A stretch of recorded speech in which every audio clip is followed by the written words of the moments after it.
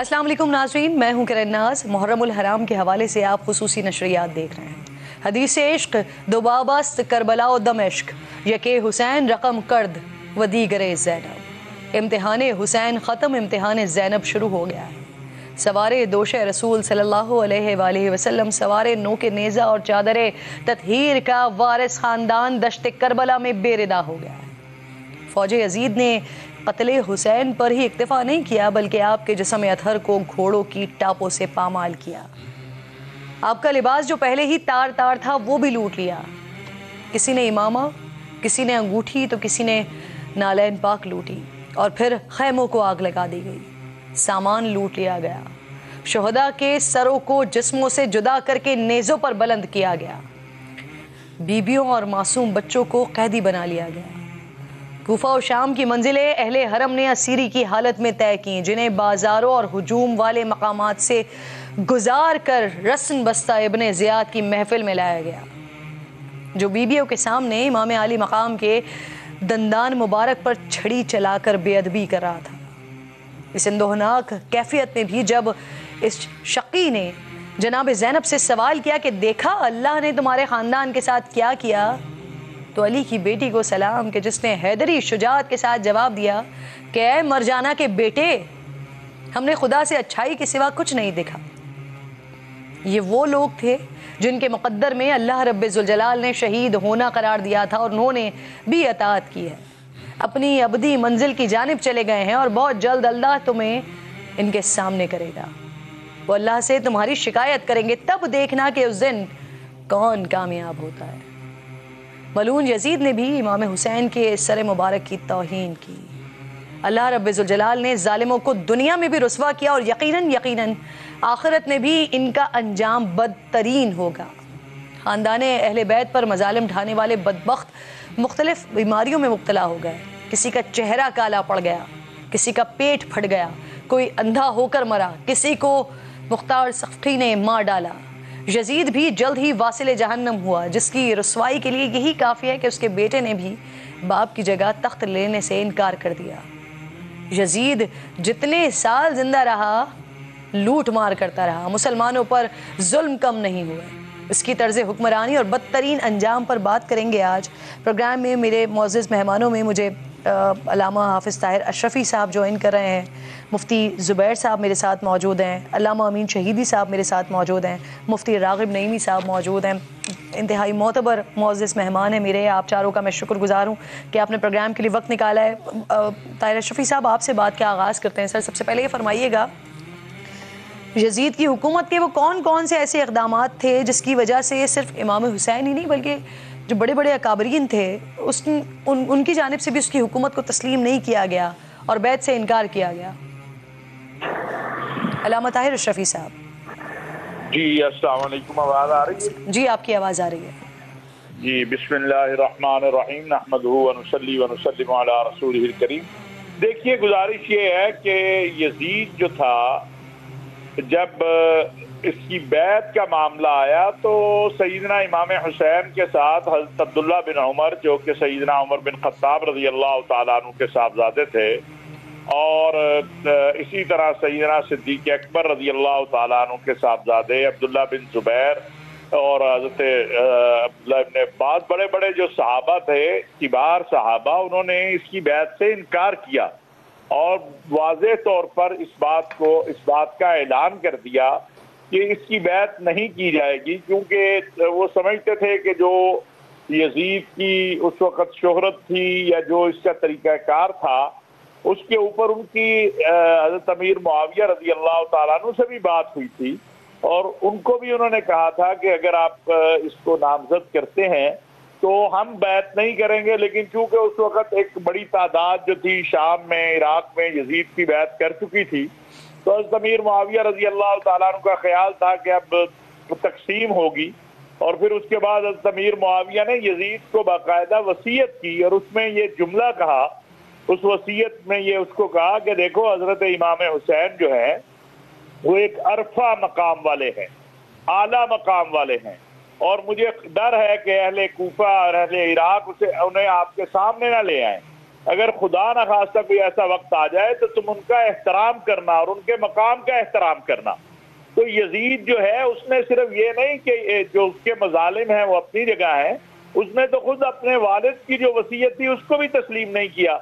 اور اس کے جو سیدنا امام حسین رضی اللہ تعالیٰ عنہ کے خطبات ہیں ان میں بڑا واضح ہے کہ سیدنا امام حسین کیوں نکلے تھے یزید کے خلاف، مقصد کیا تھا۔ بار بار سیدنا امام حسین کے خطبات میں آپ کو 2-3 چیزیں ملتی ہیں، ان میں سب سے پہلی چیز یہ ہے کہ میرے نانا کے دین کے اقدار کو تباہ کیا جا رہا ہے، میرے نانا کی سنتوں کا مذاق اڑایا جا رہا ہے اور بدعات کو پھیلایا جا رہا ہے، حرام کو حلال اور حلال کو حرام قرار دیا جا رہا ہے۔ تو اللہ کے دین کے لیے جو محمد عربی صلی اللہ علیہ وسلم لے کر آئے اس کے لیے انہوں نے یزید کی بیعت کا انکار کیا تھا، اور سیدنا امام حسین اور عبداللہ بن زبیر اور یہ جو حضرات تھے، پھر جو سلوک ان کے ساتھ کیا یزید نے، اور پھر جو مدینہ منورہ میں یزید کے مظالم ہیں اور جو مکہ میں مظالم ہیں، انہوں نے ثابت کیا۔ حتیٰ کہ میں پرسوں جو پڑھ رہا تھا تو میں نے ایک بات کہی کہ یزید کی وکالت تو اس کے اپنے بیٹے نے نہیں کی، اس نے کہا کہ مجھے اس تخت سے جو ہے خون جو بہا ہے، مجھے وہ خون کی جو ہے اس تخت سے وہ خون نظر آ رہا ہے جو یزید کی موت کے بعد جب اس کے بیٹے کو اس تخت پہ بٹھایا گیا تو اس نے انکار کر دیا۔ تو ان کا جو موقف تھا وہ وقت، حالات اور تاریخ نے درست ثابت کیا، اور یہ بھی درست ثابت ہوا کہ یزید نے اسلام کو اور مسلمانوں کو نقصان پہنچایا، اور سیدنا امام حسین رضی اللہ تعالیٰ عنہ نے جو ابتدا بدر سے ہوئی تھی وہ انتہا کربلا میں کر کے یہ بتا دیا کہ رسول اکرم صلی اللہ علیہ وسلم کے دین کے اوپر کوئی کمپرومائز نہیں ہو سکتا۔ تو یہ مکمل طور پر یزید کے ساتھ جو معرکہ ہے، یا یزید کے ساتھ جو بھی آپ اسے نام دیں، اس کا ایک ہی مقصد تھا، وہ یہ تھا کہ یزید رسول اکرم صلی اللہ علیہ وسلم کے دین کو نشانہ بنا، اور امام حسین۔ علامہ صاحب، یہ کتنے افسوس کا مقام ہے کہ امام حسین رضی اللہ تعالیٰ عنہ کو ہر سال یاد تو کیا جاتا ہے، محرم الحرام میں ان کی بات تو کی جاتی ہے، لیکن جس وجہ سے جو ان کا فلسفہ تھا، جس وجہ سے انہوں نے اپنا پورا خاندان ان کا شہید ہو گیا، جس فلسفے کے تحت وہ وہاں پر آئے تھے وہ تو یہاں پر فالو ہی نہیں ہوتا ہے۔ علامہ امین شہیدی صاحب، یہ فرمائیے گا سر، سیاسی لحاظ سے طرز حکمرانی کیا تھی یزید کی؟ کیونکہ یزید ختم ہو گیا لیکن یزیدیت تو آج بھی کسی نہ کسی مقام پر کہیں نہ کہیں باقی ہے، تو ذرا فرمائیے گا کہ اس کا طرز حکمرانی کیا تھا جو ہمیں آج بھی کہیں نہ کہیں دکھائی دے دیتا ہے؟ بسم اللہ الرحمن الرحیم۔ ابھی طاہر اشرفی صاحب نے بڑی خوبصورت باتیں کی ہیں، ان کی ان باتوں کو سننے کے بعد میرا جی چاہ رہا تھا کہ وہ ہی اس پر زیادہ مزید روشنی ڈالیں، لیکن اب آپ نے سوال کر ہی دیا ہے، میں کچھ چیزیں آپ کی خدمت میں دیکھیے، یزید کے بارے میں تاریخ نے جو کچھ لکھا ہے اس میں سب سے پہلا جو اس کا جرم ہے وہ ہے قرآن کا انکار، وحی کا انکار۔ اس نے سب سے پہلے جو جرم کیا، جو وہ شاعر بڑا زبردست تھا، اس نے اس کے اپنے کلام میں جو مختلف مورخین نے اس کے شعر کی صورت میں بیان کیا ہے اور تاریخ میں ثبت ہے، اس نے کہا کوئی وحی نہیں آئی، کوئی جبرائیل نہیں آیا، یہ بنی ہاشم کا ڈھونگ تھا حکومت پر قبضے کے لیے اور حکومت بنانے کے لیے، جو انہوں نے وحی کا بہانہ کیا اور پیغمبری کا عنوان اٹھایا۔ تو گویا اس نے سب سے پہلے وحی کا انکار کیا، نبی کریم کی رسالت کا انکار کیا۔ اب جو شخص تخت خلافت پر بیٹھا ہوا اور وہ تخت خلافت بھی اسی رسول کریم کی خلافت کا مسند ہے جس پر ان کے بعد بیٹھنے والوں کو ان کی سیرت اور سنت پر عمل کرنا چاہیے، ورنہ لوگ اس کو کیوں قبول کریں؟ لہٰذا جب اس نے سب سے پہلے یہ کام کیا تو اس کے بعد اس معاشرے کے اندر وہ ویلیوز، وہ اقدار جن کی بنیاد پر ایک انسانی معاشرہ اپنے عقائد اور نظریات کے ساتھ قائم رہتا ہے، وہ تمام ویلیوز ختم ہو گئیں۔ اس نے ہر وہ کام جس کو اسلام نے ناجائز قرار دیا تھا اس نے جائز قرار دینا شروع کر دیا۔ اس نے شراب نوشی اعلانیہ کرنی شروع کر دی، دوسروں کے سامنے شراب پیتا. بہت سارے لوگ ایسے تھے جو چھپ کے پیتے تھے. چھپ کے پینے والوں کو ظاہر ہے سزا ملتی ہے اگر ثابت ہو جائے کہ اس نے شراب پیا ہے. لیکن جب خلیفۃ المسلمین کی مسند پر بیٹھا ہوا شخص علانیہ شراب پینا شروع کر دے تو اس کے بعد پھر اسلام کے دامن میں، خلافت کے دامن میں اور اس اسلامی معاشرے میں بچتا کچھ نہیں ہے. پھر اس کا اگلا قدم یہ تھا کہ زنا اور بدکاری تو وہ کرتا ہی تھا، لیکن یہاں تک مورخین نے لکھا ہے، طبری نے لکھا ہے، کامل نے لکھا ہے جی البدایہ والنہایہ میں انہوں نے بیان کیا ہے کہ حتیٰ محارم کے ساتھ، جن کے ساتھ اللہ نے نکاح کو حرام قرار دیا ہے، انہی کے ساتھ بدکاری اس نے شروع کر دی. یہ اس کی پرسنل لائف تھی، لیکن ایسی لائف جس کو وہ سب کے سامنے فخریہ طور پر پیش کرتا تھا، گویا دینی، الہی اور انسانی اقدار کو وہ پامال کرتے ہوئے لذت فیل کرتا تھا. اور اس کے ساتھ پھر جہاں جہاں نبی کریم کا نام لینے والے موجود تھے، ان سے محبت کرنے والے موجود تھے اور ان کی زبان کھلتی تھی، ان کا صفایا کر دیتا تھا. اس لیے اس کی اسی پالیسی اور اس کے اس حکمت عملی کا نتیجہ آپ دیکھیں، وہ 3 سال خلیفہ رہا. پہلا سال ہے 61 ہجری کا. 61 ہجری میں نبی کریم صلی اللہ علیہ وآلہ وسلم کے پاکیزہ گھرانے کے مردوں کو سب کو بچوں سمیت شہید کر دیا، اور آپ کی بیٹیوں کو، آپ کی نواسیوں کو، آپ کی اولادوں کو اسیر بنا کر، اور وہ اسیر بھی کس عنوان سے کہ یہ خارجی ہیں اور انہوں نے خلیفۃ المسلمین کے خلاف قیام کیا ہے، لہٰذا ہم نے ان کے مردوں کو مار دیا اور عورتوں کو اسیر کر کے لے آئے ہیں. اب یہ بازاروں میں پھرائے گئے یہ خانوادے جن کو اللہ تبارک و تعالیٰ نے تطہیر کا وہ عظیم مرتبہ عطا کیا قرآن میں، جن کی محبت اور مودت کو فرض قرار دیا، ان کے ساتھ اس نے یہ سلوک کیا. اب اس کے بعد اگلے سال جو اس کی پالیسی تھی وہ کیا تھی؟ مدینہ منورہ پر حملہ، اور اس کے نتیجے میں مدینہ کو 3 دن کے لیے اس نے اپنے فوجیوں پر حلال کر دیا. اس کا نتیجہ کیا ہے؟ حضرت نبی کریم صلی اللہ علیہ وآلہ وسلم کا حرم، ان کی مسجد، وہی مسجد جن کو ہم اس وقت انتہائی تقدس سے دیکھتے ہیں اور 1 رکعت نماز پڑھنے کی آرزو کرتے ہیں، وہاں پر اس ریاض الجنہ کو اس نے استبل بنایا اور 3 دن تک وہ استبل رہا. اور اس کے ساتھ ساتھ مدینہ کو اس نے اپنے فوجیوں پر اس طرح سے حلال کیا کہ 10,000 اہل مدینہ قتل ہوئے. اور ان اہل مدینہ کے حوالے سے مورخین کہتے ہیں کہ ان میں سے بعض لوگ کہتے ہیں سب قاریان قرآن اور حافظان قرآن تھے، اور بعض لوگ کہتے ہیں ان میں سے اکثریت حافظ قرآن تھے اور اکثریت قاریان قرآن تھے. ان کو تہہ تہہ کیا، ختم کیا. اسی پر اکتفا نہیں کیا بلکہ میرے منہ میں خاک، اس مدینہ منورہ کی بیٹیوں کو اپنی فوج پر حلال کر دیا، جس کے نتائج انتہائی بھیانک نکلے. اگلے سال 1000 غیر شادی شدہ بچیاں حاملہ ہوئیں. اس سے آپ اندازہ لگا لیں کہ کتنا بڑا طوفان تھا اور کتنی بڑی مصیبت تھی یزید کے دور حکومت میں دوسرے سال میں. اور تیسرے سال جو اس نے سب سے بڑا قدم اٹھایا وہ کعبۃ اللہ پر حملہ ہے، منجنیقوں سے حملہ، کعبے کو آگ لگانا، مکہ والوں پر حملہ کرنا. اس میں بھی مورخین نے بڑی چیزیں لکھی ہیں کہ اس نے کون کون سے جرائم انجام دیے. جب آپ اس کے ان جرائم کی پوری لسٹ دیکھتے ہیں تو پھر یہ لگتا ہے کہ وہ عملی طور پر، مکمل طور پر ایک ایسے شخص کی صورت میں سامنے آیا جو اگرچہ اس نے خلافت کی مسند پر بیٹھ کر خلیفۃ المسلمین ہونے کا دعویٰ کیا ہے، لیکن اندر سے مکمل طور پر اس کے کفر کا اظہار ہوا اور اس نے اقدامات وہ کیے جو دین کے خلاف، قرآن کے خلاف، رسول اللہ کے خلاف، امت کے خلاف اور انسانیت کے خلاف. علامہ صاحب یہی وہ وجہ ہے کہ امام حسین رضی اللہ تعالیٰ عنہ کو یزید سے نہیں، اس کے افکار سے، اس کے کردار سے مسئلہ تھا. اور آج ہمیں بھی اسی چیز کی ضرورت ہے کہ اس کردار سے نفرت کی جائے، اس کی نفی کی جائے. مفتی زبیر صاحب بہت شکریہ، السلام علیکم. بڑی خوبصورت بات علامہ صاحب نے کی، اور ایسی بات کر رہے تھے وہ یزید کے کردار کے حوالے سے جو بتا رہے تھے کہ میرا بار بار دل چاہ رہا تھا کہ میں انہیں روک دوں کہ اس سے آگے نہ بتائیں، اس سے زیادہ سننے کی سکت نہیں ہے کانوں میں جو اس کے کردار ڈسکس ہو رہا تھا. لیکن یہ اتنا بدبخت آدمی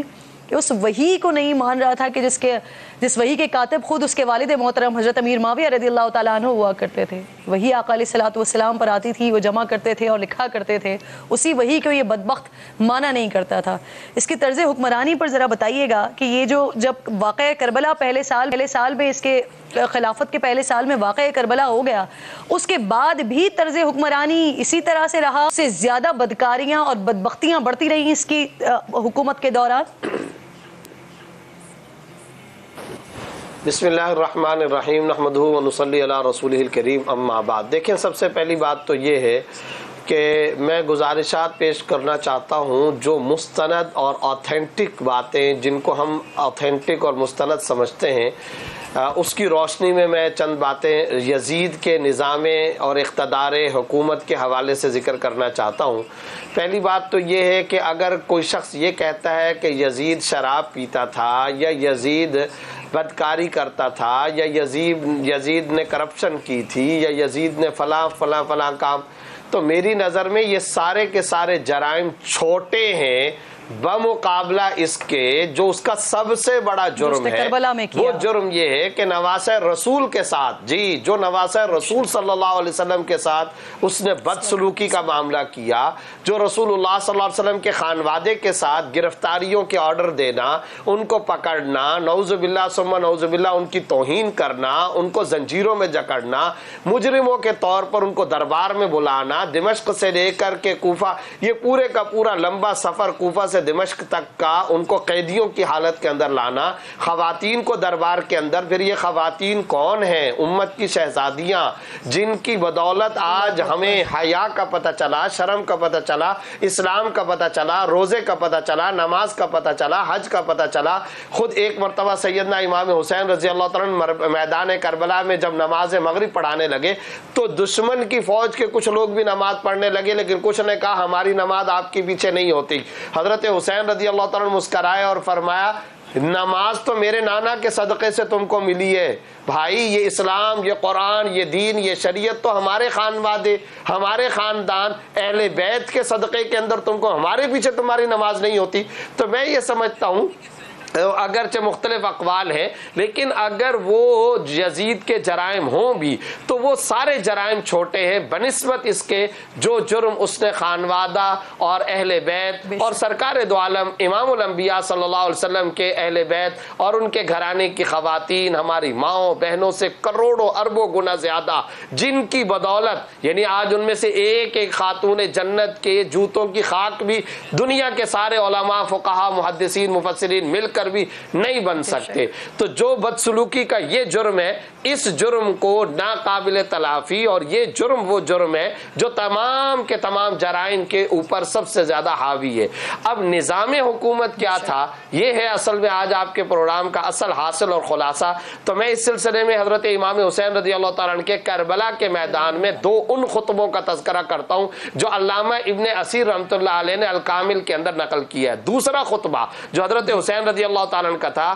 اس میں واضح طور پر انہیں ارشاد فرمایا کہ یہ خلافت کا حقدار نہیں ہے. ظلم و جور کی حکومت اس وقت دنیا پر پھیلی ہوئی ہے. میدان کربلا میں امام سیدنا حضرت حسین رضی اللہ تعالیٰ عنہ کا یہ دوسرا خطبہ، کربلا کے میدان میں ان کا جو تیسرا خطبہ تھا اس کے الفاظ سنیے. آج اللہ کے حرام کو حلال کر دیا گیا، اللہ کے حلال کو حرام کر دیا گیا، خدا کے عہد کو توڑ دیا گیا ہے، سنت کی مخالفت ہو چکی ہے، گناہ، ظلم اور عدوان اس وقت زمین کے اندر پھیل چکا ہے، اور فساد فی الارض کا منظر یہ زمین پیش کر رہی ہے. حدود الہیہ کو معطل کر دیا گیا ہے، اسلامی بیت المال کو ذاتی ملک سمجھ لیا گیا ہے. یہ حضرت سیدنا امام حسین رضی اللہ تعالیٰ عنہ نے باقاعدہ خطبہ بھی دیا، اور جس وقت مسلم بن عقیل کی شہادت کی اطلاع راستے میں پڑاؤ کی حالت میں ان کو ملی تھی، اس وقت بھی جو انہوں نے خط لکھا تھا اس خط کے اندر بھی یہ بات لکھی تھی. اور جس وقت شرفاء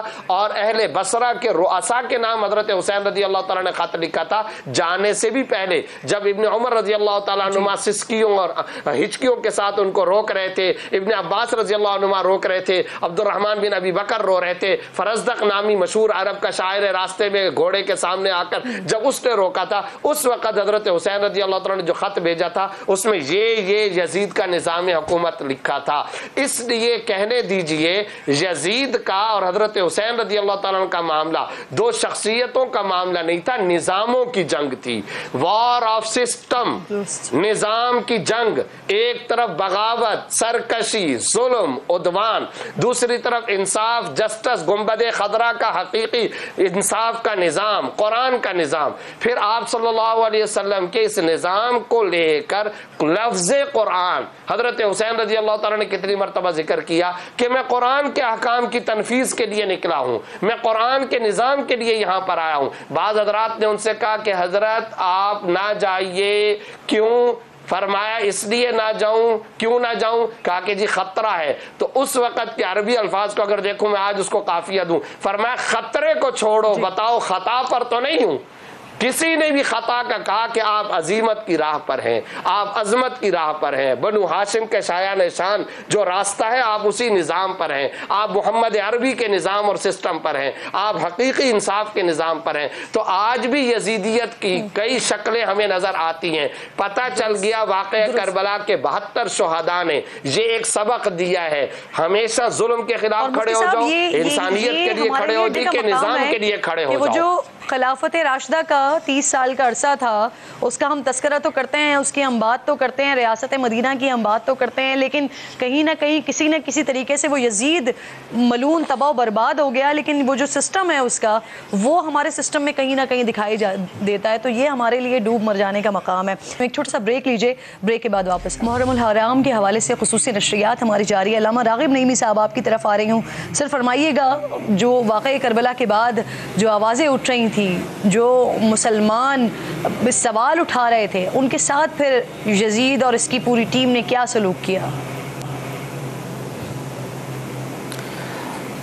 وعلیکم السلام ورحمۃ اللہ وبرکاتہ.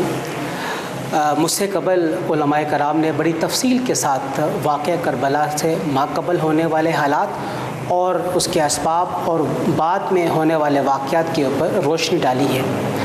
دیکھیے، حضرت امام حسین رضی اللہ تعالی عنہ کی شہادت جو کہ آپ کے بچپن سے ہی صحابہ کرام میں عام ہو چکی تھی، اور اس کی انتہا کربلا کے اس ریگزار پہ ہوئی جہاں پہ آپ کو واقعتاً شہید کیا گیا. آپ کی شہادت کی خبر آنے واحد میں پورے خطے کے اندر پھیلتی چلی جا رہی ہے، اور جہاں جہاں پہ یہ خبر پہنچ رہی ہے وہاں پہ رہنے والے مسلمان ایک طرف اس بات کے اوپر خندہ کناہ ہے کہ یہ کیسے معاملہ ہو گیا کہ حضرت امام حسین رضی اللہ تعالی عنہ کو شہید کر دیا گیا، اور آپ کے ساتھ آپ کے گھر والوں کو اور آپ کے غلاموں کو شہید کر دیا گیا. اس کے نتیجے میں یزید کے حوالے سے دلوں میں نفرت جو جڑ پکڑ رہی تھی اور مضبوط ہونے لگی. اور اس کے فوری بعد جن دو واقعات کی طرف نشاندہی کی گئی ہے وہ اس کا میں سمجھتا ہوں یزید کے لیے خمیازہ تھے. ایک مدینہ منورہ پر یزید کی شامی افواج کی چڑھائی، اور دوسرا واقعہ ہرہ جو کہ مکہ مکرمہ بیت اللہ کے پردوں کا جلایا جانا اور وہاں پہ یزید کے لشکریوں کا حملہ کرنا. آپ یہ دیکھیے، یہاں پہ بات کی گئی کہ 5 صحابہ کرام ایسے ہیں کہ جن کے معاملے میں بڑی احتیاط برتنی ہے. حضرت امیر معاویہ رضی اللہ تعالیٰ عنہ کی طرف سے یزید کو یہ کہا گیا جب اسے ولی عہد بنایا جا رہا تھا. ان میں سے ایک حضرت امام حسین، اور دوسرے عبداللہ بن زبیر، تیسرے عبداللہ بن عمر، چوتھے عبداللہ بن عباس، اور پانچویں عبد الرحمن بن ابی بکر. عبد الرحمن بن ابی بکر کا انتقال یزید کے جب وہ خلیفہ بنا اس وقت اس سے پہلے ہو چکا تھا. اب 4 میں سے 2 نے، عبداللہ بن عمر اور عبداللہ بن عباس نے سقوط اختیار کر لیا، جبکہ مکہ مکرمہ میں عبداللہ بن زبیر نے یزید کے مقابلے پہ اپنی خلافت کا اعلان کیا. اب بیعت نہیں کی، اور مدینہ منورہ میں حضرت امام حسین رضی اللہ تعالی عنہ نے. اور آپ یہ دیکھیے کہ انہی 2 مقامات کے اوپر کس بے دردی کے ساتھ ان 2 حرم پاک کی حرمت کو پامال کیا گیا. ایک طرف मदीना मुनव्वरा और दूसरी तरफ मक्का मुकरमा, और किस तरह मदीना मुनव्वरा में जो मज़ालिम किए गए इसके ऊपर इजहारिया हुआ, और किस तरह मक्का मुकरमा में जो मज़ालिम पेश आए वो उसका भी यहाँ पे वाज़ेह तौर पे बयान हो गया, जिसका इख्तितामिया हज़रत अब्दुल्ला बिन ज़ुबैर रज़ियल्लाहु ताला अन्हु को ना सिर्फ शहीद किया गया बल्कि आपके लाश मुबारक को 3 दिन तक चढ़ाया गया, लोगों को दिखाया गया, और इस बात का इजहार किया गया कि अगर कोई यजीद की हुकूमत को नहीं मानेगा तो उसके साथ ये सलूक किया जाएगा। लेकिन आप ये देखिए कि जिन्होंने हज़रत इमाम हुसैन रज़ियल्लाहु ताला अन्हु के और आपके खानवादे के साथ, खानवादे अहले बैत के साथ, आम मुसलमानों के साथ और मक्का मुकरमा और मदीना मुनव्वरा की हुर्मत की पामाली की, उनका अंजाम वो आज हमारे सामने तारीख़ के औराक में स्याह बाब की तरह मौजूद है। किस तरह इब्ने ज़ियाद का सर कत्ल करके उसके जिस्म से जुदा करके मुख्तार सकफ़ी के दरबार में पेश किया गया, किस तरह यजीद ख़ुद अपने ही मामलात के अंदर ऐसा दिगरगू हो गया कि आइंदा आने वाले 2 साल के अंदर वो खिलाफत से पीछे हो गया और वो अपने तमाम तर करतूत और अमाल के साथ उस बारगाह में पेश हो गया जिस बारगाह में नबी करीम सल्लल्लाहु अलैहि वसल्लम के लिए मोहब्बत, आपके अहले बैत के लिए मवद्दत की बात की गई, और वहाँ पे किस तरह वो जवाबदेह होगा उन तमाम अमूर का जो उसने अपनी ज़िंदगी में कर दिए। ये हम देखते हैं कि बनु उमैया की हुकूमत फिर इस वाक़े के बाद इंतहाई तेज़ी के साथ वो ज़वाल का शिकार होती हुई नज़र आ रही है और पस पर्दा ज़ेर ज़मीन बात की ना, मेरा सबसे ज़्यादा इंटरेस्ट यहाँ पर है ये शिमर, इब्न ज़ियाद, यजीद, इनकी अमवात किस तरह से हुई। मुख्तलिफ रिवायात हमें मिलती हैं जैसे कि आप भी फरमा रहे हैं, तो मैं ज़रा इस टॉपिक पे बहुत ज़्यादा डिटेल में बात करना चाह रही हूँ। मैं इनकी मौत को डिस्कस करना चाह रही हूँ कि ये आखिरत के लिए भी जहन्नुम वासिल ही हैं और दुनिया में भी ये अपना अंजाम देख कर गए। ताहिर अशरफी साहब इस पर रोशनी डालिएगा सर, ये किस तरह से इनकी अमवात हुई। सुना किसी का पेट फट गया, किसी का चेहरा स्याह पड़ गया, कोई अंधा हो गया, किसी का सर इस तरह से एक और दरबार में पेश किया गया, उसी तारीख को दोहराया गया जो करबला में किया गया था। बिल्कुल, जो हमें तारीख के औराक से मिलता है और फिर जो उसमें ये जितने भी किरदार थे इनमें से कोई भी ऐसी मौत नहीं मरा कि जिसे आप कह सके कि वो तभी मौत थी, या जिसे आप कह सके कि बड़ी रात की मौत थी। जो शिमर का हशर हुआ वो पहले ही मरीज था जिसे आप बरस का, लेकिन उसके बाद फिर जिस तरह कहते हैं आपके जिस्म के अंदर आग जैसी जो है वो उसको तकलीफ रहती थी, हर वक्त गर्म रहता था और वो बड़े ही अजाब में रहा। फिर मौत भी उसकी ऐसी हालत में आई कि वो कहते हैं जानवरों को जहाँ बांधा जाता था वहाँ छुपा हुआ था और वहीं पर जो है फिर उसको कत्ल कर दिया गया। असल मामला जो है, जो अभी आप मुफ्ती जुबैर साहब से बात कर रहे थे या बीच में चूंकि लाइन कट गई थी, तो गुजारिश ये है कि यजीद के जराइम पे मैं समझता हूँ, मेरे नज़दीक उसके जराइम और उसके साथियों के जराइम के लिए सिर्फ इतना ही काफ़ी है और हमें इस पर किसी दलील की ज़रूरत नहीं है, हमें इस पर किसी बहस की ज़रूरत नहीं है, हमें इसके ऊपर किसी इफ एंड बट की ज़रूरत नहीं है कि यजीद के दौरे हुकूमत में रसूल अकरम सल्लल्लाहु अलैहि वसल्लम के घराने की तौहीन हुई। तौहीन ही नहीं हुई बल्कि आप सल्लल्लाहु अलैहि वसल्लम के घराने को ज़िबा कर दिया गया। और जो कुछ लोग यजीद के बारे में जरा नरम रवैया या इफ एंड बट करते हैं, मेरा आपसे सवाल है कि आज बादशाही मस्जिद या फैसल मस्जिद के अंदर आप या बैरिया ग्रैंड मस्जिद में आप लोगों को जुमे में खड़ा कर दें और उनमें से किसी से कहें कि जरा यहाँ सारे ही नमाज पढ़ने आए हैं, सारे ही सफ़े अव्वल के जो नमाजी हैं इनके सामने अपनी बेटी को लेकर आओ, तो वो आपके मुंह पे थप्पड़ मार देगा, कहेगा कैसे बेहुदा बात कर रहे हो। क्या तारीख में कहीं ये मिलता है हमें कि जब यजीद के दरबार में रसूल अकरम सल्लल्लाहु अलैहि वसल्लम की बेटियों पे उंगलियां उठाई गई तो यजीद ने किसी की सरजरश की हो? उसके अलावा जो अगली बात है वो ये है, जो बहुत अहम है, कि यजीद ने किसी को सजा दी हो जो कातिलान हुसैन में से थे, यजीद ने किसी के ऊपर गिरफ्त की हो, تو لہٰذا یہ ایک کفر اور اسلام کی اور طاغوت کی اور حق کی جنگ تھی. اس میں سیدنا حسین علیہ السلام نے اپنی جان اور اپنے گھرانے کی جانوں کو قربان کر کے قیامت کی صبح تک یہ پیغام دیا ہے کہ جب حق اور باطل کا معرکہ ہو پھر وہاں مصلحتیں اختیار نہیں کی جاتی. جب کفر اور اسلام آمنے سامنے آ جائے تو پھر وہاں پر جو ہے کوئی مفادات کیا، وہاں پر کوئی جان کی پرواہ نہیں کی جاتی. اور یہی پیغام ہے کربلا کا، اور یہی پیغام ہے رسول اللہ صلی اللہ علیہ وسلم کا کہ جب بدر کے اندر رسول اللہ صلی اللہ علیہ وسلم نے فرمایا تھا کہ اللہ اگر آج یہ گروہ جو ہے، یہ جماعت جو ہے، اگر اس یہ کامیاب نہ ہوئی تو پھر تیری توحید کا پرچم بھی کوئی بلند نہیں کرے گا. تو جو بدر کے اندر سبق تھا اس کی انتہا کی ہے امام حسین نے کربلا کے اندر، وہ پرچم نہیں گرنے دیا. ابھی آپ بات کر رہی تھی، سچی بات یہ ہے علامہ صاحب، آپ طاہر شفیع صاحب آپ تھوڑا سا لحاظ کر گئے کہ یزید کے معاملے میں لوگ تھوڑے نرم رویہ اختیار کر دیتے ہیں، حالانکہ اس طرح کی بھی جو ہیں کہ دو شہزادوں کی جنگ تھی، تو جو دو شہزادوں کی جنگ کہتے ہیں اب مجھے ایک منٹ دے دیں، مجھے ایک منٹ دے دیں. جو یہ کہتا ہے اس کو تو ویسے کسی پاگل خانے میں داخل کرا دینا چاہیے. اور دوسری بات ہے کہ جب یزید کا باپ حضرت امیر معاویہ رضی اللہ تعالیٰ عنہ یزید کو یہ کہہ رہے ہیں اپنی وصیت میں کہ اگر تمہارا امام حسین کے ساتھ آمنا سامنا عراق والے کروائے تو وہ عرفہ مقام والے ہیں.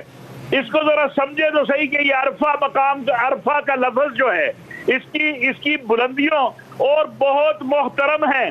یعنی اگر وہ یہ دو شہزادوں کی بات ہوتی تو کہتے یار خیال کر لینا تیرے جیسے ہیں، تیرے سے محترم ہیں. وہ جملہ استعمال کر رہے ہیں کہ وہ عرفہ مقام والے ہیں، اور عرفہ مقام اللہ نے قرآن میں رسول اللہ صلی اللہ علیہ وسلم کا ذکر کیا، وہ رفعنا کا ذکر. تو جب اللہ کے نبی صلی اللہ علیہ وسلم اعلیٰ مقام والے ہیں تو ان کی اولاد بھی تو اعلیٰ مقام والی ہے، ان کے اہل بیت بھی تو اعلیٰ مقام والے ہیں. تو یزید کا کیا مقابلہ ہے امام حسین سے؟ اور جو کہے کہ یہ دو شہزادوں کی لڑائی ہے اس کو اپنے ایمان کی فکر کرنی چاہیے. ان کے لیے تو یہ سوال بھی ہے نا کہ قرآن مجید میں کیا یزید کے لیے پھر کوئی روایت اتری تھی یا آقا علیہ الصلوۃ والسلام کی نسبت اور محبت کیا یزید کو ملی تھی جو یہ سوال اٹھاتے ہیں؟ میں ایک جملہ کہنا چاہتا ہوں، مجھے ایک جملہ کہنے دیں. ہمارے ایک بزرگ فرمایا کرتے تھے اور میں آپ کے پروگرام کے ذریعے یہ کہنا چاہتا ہوں کہ جس کو بہت شوق ہے نا کہ وہ شہزادہ تھا یزید، تو آئے جہاں مرضی جگہ طے کر لیں، مصلی گرا لیتے ہیں اور اللہ سے دعا کرتے ہیں کہ اللہ قیامت کے دن اسے یزید کے ساتھ اٹھائے، ہمیں حسین کے ساتھ اٹھائے. کوئی نہیں آئے گا. یہ شہزادے کہنے والے اپنے بیٹے کا نام کیوں نہیں یزید رکھتے؟ ہمارے تو ہر گھر کے اندر آپ کو مل جائے گا، حسن بھی ملے گا، حسین بھی ملے گا، علی بھی ملے گا، ابو بکر بھی ملے گا، عمر بھی ملے گا، عثمان بھی ملے گا. اور خود سیدنا امام حسین کے ساتھ آپ کو ابو بکر اور عثمان ملتے ہیں جو شہید ہوئے ہیں. تو یہ اپنے بیٹے کا نام یزید رکھے نا، کیوں نہیں رکھتا؟ بڑی پیاری آپ نے بات کی، اور یہ دعا بڑی خوبصورت ہے کہ جو اسے شہزادہ سمجھتے ہیں تو پھر وہ دعا کریں کہ قیامت کے دن اللہ یزید کے ساتھ اسے اٹھائے. مفتی زبیر صاحب سر اسی بات کو آگے بڑھائیے گا. دیکھیں سب سے پہلی بات تو یہ ہے، یہ ذہن کے اندر رکھنا چاہیے، میں تو کم سے کم لفظ اگر استعمال کروں تو یہ کہہ سکتا ہوں خدا کی لعنت ہو ان لوگوں پر جو کربلا کے اس معرکہ حق و باطل کے بارے میں یہ کہیں کہ یہ دو شہزادوں نے اقتدار کی جنگ ہے. سوشل میڈیائی خود ساختہ سو کال دانشور ہیں. میں آپ سے صرف ایک سوال پوچھنا چاہتا ہوں، ایک عام انسان، ایک عام آدمی، یعنی جو کوئی بڑا ولی اللہ، بزرگ، تقوی والا، زاہد، پرہیزگار بھی نہ ہو، کیا وہ کسی عہدے کی لالچ میں اپنے شیرخوار بچے کو بھی قتل کروائے گا؟ اپنی گھر کی بیٹیوں کو بھی قتل کروائے گا؟ مسافری کی حالت میں جا کر کے اپنے بچوں کو بھی مروائے گا؟ اپنے تمام کے تمام خانوادہ اور خواتین اور گھر کے افراد کو ایک ایک کرتے ہوئے خیمے میں بھی آگ لگوائے گا، شہید بھی ہوگا، پانی کی بندش بھی کروائے گا، قرآن کی تلاوت کرتے ہوئے وہ اس کے بچے اور شیرخوار بچے، قاسم شہید ہو رہے ہیں، عباس شہید ہو رہے ہیں، علی اصغر شہید ہو رہے ہیں، علی اکبر شہید ہو رہے ہیں. ایک عام انسان کسی عہدے کی لالچ میں یہ کام نہیں کر سکتا. بنو ہاشم کا یہ سرخیل نبی کا پروردہ، نبی کا تربیت یافتہ، نبی کا نواسا، جس کو نبی اپنے کندھوں پہ سوار کرائے، جس کو کہے نبی یہ میرا جز، میرے جسم کا پارٹ اور حصہ، حسین منی وانا من الحسین، جس کے بارے میں اگر کسی نے کہا سواری کتنی اچھی، نبی نے کہا یہ دیکھو سوار کتنے اعلیٰ، خطبہ جس کے لیے بڑا کر دیں، نماز کے سجدے جس کے لیے آپ بڑا کر دیں، جس کے بارے میں یہ آپ صلی اللہ علیہ وسلم کہہ دیں جو اس سے محبت رکھے وہ مومن اور مسلمان، جو اس سے بغض رکھے وہ منافق ہے، جس کی عقیدت کو عقیدت نہیں رہنے دیا نبی نے بلکہ عقیدہ بنا دیا، عقیدہ بنا دیا، کیا اس کے بارے میں یہ الزام لگایا جا سکتا ہے؟ نشست ایسی ہے کہ اس پر مسلسل بات ہوتی رہے، لیکن ہمارے پاس وقت کی بڑی قلت ہے۔ علامہ صاحب، میں علامہ امین شہیدی صاحب سر فرمائیے گا، کیونکہ میں آج چاہ یہ رہی ہوں کہ ساری زندگی ہم یزید کو ڈسکس کرتے رہیں، یزید کے کردار کو ڈسکس کرتے رہیں، لیکن اس کے انجام کو بہت کم لوگ جانتے ہیں کہ اس کا انجام کیا ہوا ہے، اس کی ٹیم کا انجام کیا ہوا ہے۔ سر اس پر بات کیجیے گا۔ دیکھیے، بنیادی طور پر جو چیز اہم ہے نا وہ یہ ہے کہ اس معرکہ باطل میں یزید نے جو کچھ بھی کیا اس کا نتیجہ عالم اسلام پر کیا پڑا، اور اس کے بعد خود یزید اور اس کے ساتھیوں کا جو انجام ہوا وہ تو اس دنیا میں چھوٹا سا انجام ہے۔ جو اس دنیا میں کوئی بھی بڑی سے بڑی سزا اس دنیا کی چھوٹی سے چھوٹی سزا کے مقابلے میں کوئی حیثیت نہیں رکھتی۔ یہاں پر آدمی تھوڑی سی اذیت کے بعد مر جاتا ہے، لیکن وہ جو آخرت کی سزا ہے اس سزا کے مقابلے میں اس دنیا کی سزا کی کوئی وقت نہیں ہے۔ لیکن اس کے باوجود ہم نے کم از کم تاریخ میں یہ دیکھا ہے کہ یزید کے جتنے بھی فالوورز اور اس کے ساتھی تھے، جتنے اس کے کمانڈرز تھے، جتنے اس کے اہم لوگ تھے، جنہوں نے قتل میں حصہ لیا، جنہوں نے لوٹنے میں حصہ لیا، جنہوں نے نبی کریم کے بچوں کو مارنے اور اذیت دینے میں حصہ لیا، جنہوں نے کربلا میں خیموں کو آگ لگانے میں حصہ لیا، جنہوں نے خیموں میں جا کر مال اور اسباب لوٹنے میں حصہ لیا، ان میں سے کوئی بھی شخص ایسا نہیں ہے جس نے نمبر 1 اس کے بعد کوئی لمبی عمر پائی ہو، بہت جلد ان کی موت آ گئی۔ دوسری بات، ان میں سے کوئی ایسا نہیں ہے جس کو عزت کی موت ملی۔ علامہ راغب نعیمی صاحب، مختار ثقفی کے بارے میں فرمائیے گا، یہ کون تھے کہ جنہوں نے امام حسین، قاتلان حسین کے خلاف جنگ لڑی؟ دیکھیے، یہ بات ہمیں روایت میں ایک تاریخ کے ایک اسی طرح کے باب میں ملتی ہے کہ مختار ثقفی کے دربار میں ابن زیاد کا سر لایا گیا، اور پھر مختار ثقفی کا سر یہ مصعب بن زبیر کے دربار میں لایا گیا، اور پھر مصعب بن زبیر کا سر اسی طرح ان کے بعد آنے والے شخص کے دربار میں، فرما روا کے دربار میں لایا گیا۔ اور پھر جس وقت یہ بات ہوئی تو سلسلہ جو نظر آ رہا تھا اس جگہ کو نہ صرف تباہ و برباد کر دیا گیا بلکہ اس جگہ سے دربار کو ہی اٹھا دیا گیا، اور آج وہ مقام جو ابن زیاد کا محل تھا کوفہ کے اندر کھنڈرات کی شکل میں ہمیں نظر آتا ہے، اور اس کے مد مقابل جہاں پہ حضرت علی رضی اللہ تعالی عنہ کا کاشانہ تھا وہ آج بھی ہمیں آباد نظر آتا ہے، اور زائرین اس کاشانے کی زیارت کرتے ہوئے نظر آتے ہیں۔ اصل چیز جو ہمیں یہاں پہ دیکھنا ہے کہ اللہ تبارک و تعالیٰ کی لاٹھی وہ بے آواز ہے اور ہر مظلوم کے ساتھ ہے۔ مظلوم کی بد دعا اور اللہ تعالیٰ کے درمیان میں کوئی فیصلہ اور کوئی فاصل نہیں ہے، کوئی اس کے درمیان میں رکاوٹ نہیں بنتی ہے، اور اللہ تبارک و تعالیٰ کے ہاں وہ بد دعا نہ صرف قبول ہوتی ہے بلکہ بہت جلد اس کا اثر ہمیں نظر آنا شروع ہو جاتا ہے۔ اور یہ پوری دنیا میں اللہ تبارک و تعالیٰ کا یہی طریقہ کار ہے کہ جب کوئی ظالم بے شک وہ قانون کے دائرے میں رہتے ہوئے کسی کے سر سے دوپٹہ اتارے اور کسی کے سر سے اس کی جھوپڑی ختم کرے، جب بھی کسی جگہ قبضہ کیا جاتا ہے جو وہاں پہ پہلے فرما روا موجود ہوتا ہے، اگر اسے شکست ہو جائے تو اس کے ساتھ یہی سلوک ہوتا ہے۔ یہ मुख्तलिफ औकात में कोफा में मुख्तलिफ अफराद को मुख्तलिफ फरमा रवाओं की तरफ से गवर्नर बना के भेजा गया। मुख्तार सकफ़ी भी वहाँ पे एक गवर्नर बना के भेजा गया था। जब वो आया तो इब्ने ज़ियाद के साथ उसकी मुठभेड़ हुई, जिसमें इब्ने ज़ियाद को, उबैदुल्लाह बिन ज़ियाद को कत्ल कर दिया गया था। और फिर मुख्तार सकफ़ी का जब मुकाबला होता है मुसअब बिन ज़ुबैर रज़ी अल्लाह ताला अन्हु के साथ, तो वहाँ पे फिर मुख्तार सकफ़ी को कत्ल किया गया। और फिर एक वक़्त ये आया कि मुसअब बिन ज़ुबैर को भी कत्ल किया गया। तो ये तारीख़ ऐसे वाक़यात से भरी हुई है कि किसी भी जगह पे जब कब्ज़ा करने के लिए कोई और फरमा रवा की अफवाज आती हैं और वहाँ पे जिसको शिकस्त हो जाए, जो वहाँ पे पहले का रहने वाला है, उसके साथ इसी किस्म का सलूक है। आप यूरोप की तारीख को पढ़ के देख लीजिए, वहाँ पे तो इससे भी ज़्यादा नाक वाक़यात हमें नज़र आते हैं। लेकिन असल जो हमें नुक्ता यहाँ से लेना है कि अल्लाह तबारक व तआला की तरफ से मज़लूम की दुआ की इजाबत होती है, कबूलियत होती है, भले से वो करबला का वाक़या है क्या है, या भले से रहते दुनिया में कोई भी वाक़या जिसमें किसी भी मज़लूम के साथ इंतहाई जुल्म किया गया हो, तो अल्लाह तबारक व तआला जालिम को कभी नहीं बख्शता, चाहे वो अपने आप को कानून के दायरे में। बहुत मालूमाती नशिस्त रही। बहुत अल्लामा राग़िब नईमी साहब, मुफ्ती ज़ुबैर साहब, अल्लामा ताहिर शफ़ी साहब, अल्लामा अमीन शहीदी साहब, चारों मोअज़्ज़िज़ मेहमान मेरे साथ मौजूद थे। मुहर्रमुल हराम की खुसूसी नशरियात इमाम हुसैन रज़ियल्लाहु ताला अन्हु के हवाले से यहाँ पर डिस्कशन हो रही थी कि जो मकसद था उनका, जो फ़लसफ़ा था उनका। तो आज हम इश्क़ हुसैन की बात तो करते हैं, इश्क़ हुसैन के दावेदार तो हैं, लेकिन जो अमल था और जिस अमल के ख़िलाफ़ ये सारा वाक़या रूनुमा हुआ, जो रहती दुनिया तक याद रखा जाएगा, क्या हम इस अमल के भी रवादार हैं? ये एक बहुत बड़ा सवाल है, छोड़े जा रही हूँ आपके लिए। अपना ख्याल रखिए। अल्लाह ने के बाद।